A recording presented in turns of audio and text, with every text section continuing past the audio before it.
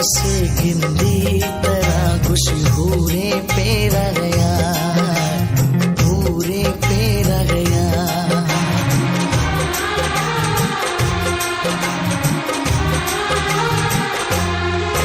हरदम वतार सिंगार लोगा दर कफियार, हर कस गिंदी तरह खुश पूरे पे रह गया, पूरे पे रह गया।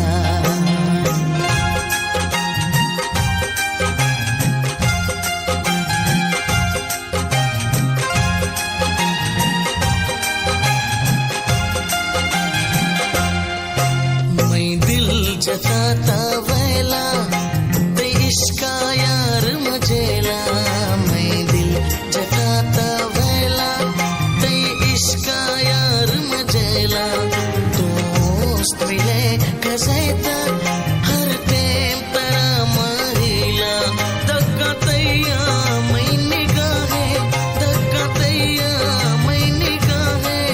दोस्त पे आता मैं सदाए, हरदम वतार सिंगार लोगा दर कफियार, हर कस गिंदी तरह खुश पूरे पे रह गया, पूरे पे रह गया।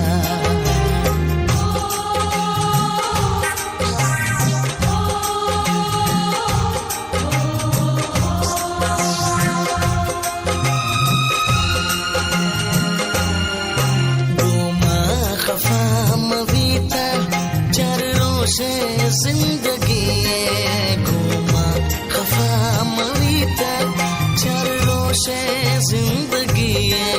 मैं हर खुशी ओ दिल पर नियार पे, मना मेहरा दे ओ जानी, मना मेहरा दे ओ जानी।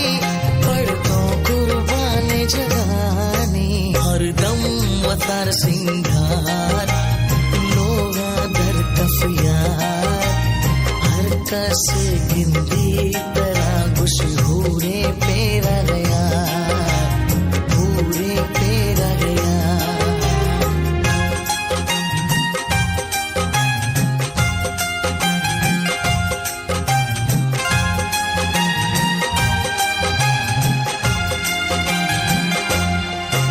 असगर मरिया को दोस्ती को सो पगाए, असगर मरिया को दोस्ती को सो पगाए।